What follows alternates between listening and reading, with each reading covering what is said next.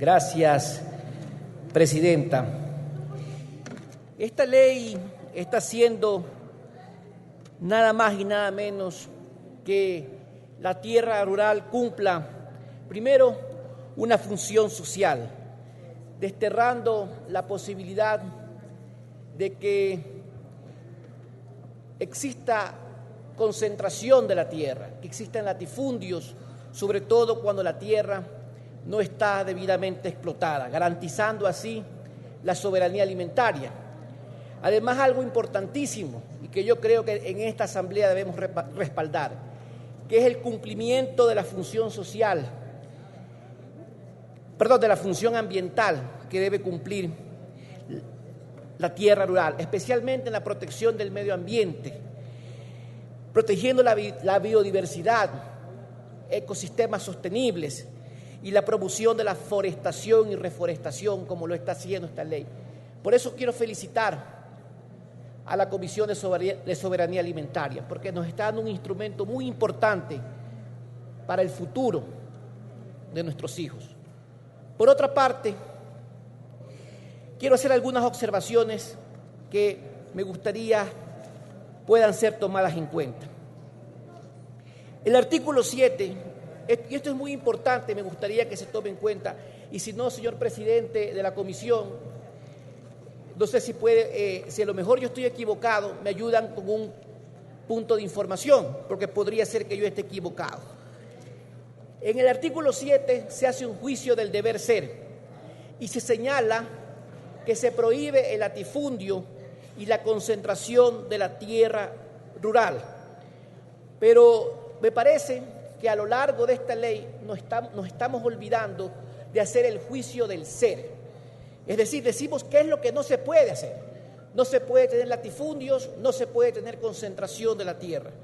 Pero no hacemos en estructura de toda norma el juicio del ser. El juicio del ser es decir, qué es lo que es. ¿Qué es el latifundio? ¿Qué es la concentración de la tierra? Esas definiciones me parece que son importantes que consten en la ley. Mejor dicho, deberían constar en la ley. No puedo hacer un juicio del deber ser sin antes hacer el juicio del ser. No le puedo yo endilgar, digamos, o delegar esa responsabilidad a la Autoridad Agraria Nacional, porque un órgano administrativo no va a definir lo que debería definir la ley. Y además es muy peligroso que en algún momento se determine como latifundio cierta extensión de tierra, luego otra y luego otra. Por eso yo pido que si estoy equivocado, por favor, un punto de información y me corrija. No encuentro definición alguna que establezca en esta ley qué es lo que se considera como latifundio y qué es lo que se considera como concentración de la tierra. En el artículo 11, literal C,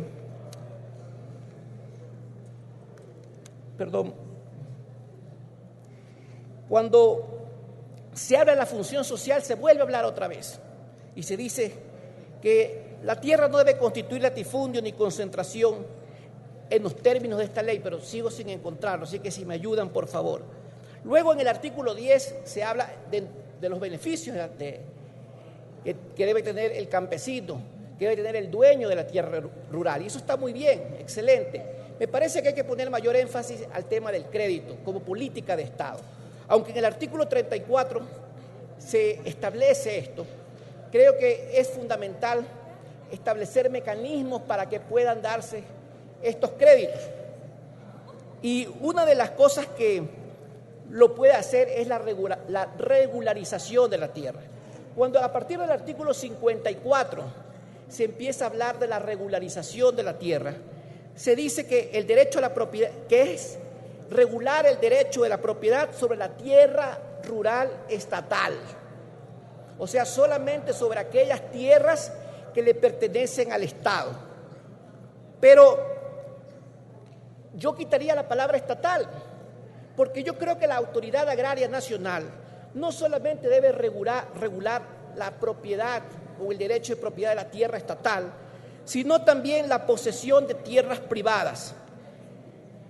Porque estoy seguro que también necesitan una regularización. Ojo, regularización, yo no he hablado de de expropiación o de otro tipo de cosas. Regularización, porque existen inmensas cantidades de tierra en pequeñas fracciones, en manos de pequeños campesinos que no tienen escrituras, y como no tienen escrituras, no tienen acceso al crédito en la banca privada y tampoco en la banca pública.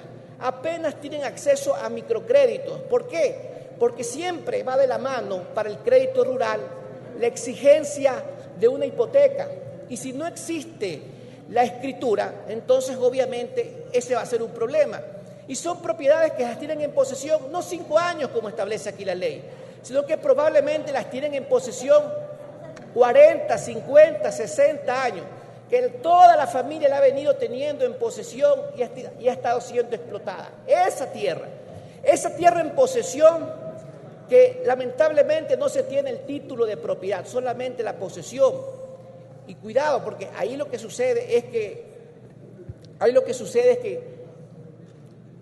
estas personas que no tienen acceso al crédito porque no tienen escrituras para hacer una hipoteca son presos de los chulqueros, son presos de personas que les ofrecen créditos muy altos.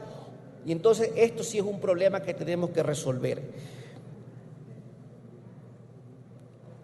Por otra parte, me preocupa un poco el artículo 20, cuando señala que las empresas públicas extranjeras no pueden adquirir, arrendar o tomar en usufructo tierras rurales para proyectos de producción agraria y que solo lo podrán hacer aliados con empresas públicas nacionales. No sé hasta qué punto poner una prohibición total sea beneficioso para desarrollar nuevas tecnologías, especialmente en materia agraria. No sé en qué puede afectar esto a la soberanía nacional. A lo mejor me pueden ayudar informando esto de aquí. Yo creo que una cosa es prohibir y otra cosa muy distinta es regular. Y regular al máximo, con la mayor de las prevenciones, pero no hacer una prohibición total. Por otra parte dice que no se puede adquirir, arrendar o tomar en usufructo, lo que significa que podrían hacer otro tipo de contratos, podrían hacer fideicomisos, podrían hacer encargos fiduciarios, etcétera. O sea, por otra parte, el artículo 21 dice que queda prohibida la transferencia de tierra rural a extranjeros en una franja de 20 kilómetros y tomado en cuenta desde la zona marina costera. Vuelvo a pedir que me aclaren si es que yo estoy equivocado. Yo no sé si es que es solamente 20 kilómetros tomando en cuenta desde la línea de frontera y hacia abajo 20 kilómetros de la línea de mar, y lo mismo abajo, desde la frontera con el Perú y 20 kilómetros hacia arriba. Porque de lo contrario lo que me estarían diciendo es que ninguna persona natural o jurídica, si es que yo lo estoy entendiendo mal el artículo, o a lo mejor habría que aclararlo, es que a partir de la línea de mar y 20 kilómetros hacia adentro, ningún extranjero, sea persona natural o jurídica, podría adquirir propiedades, digámoslo, al pie del mar, pues.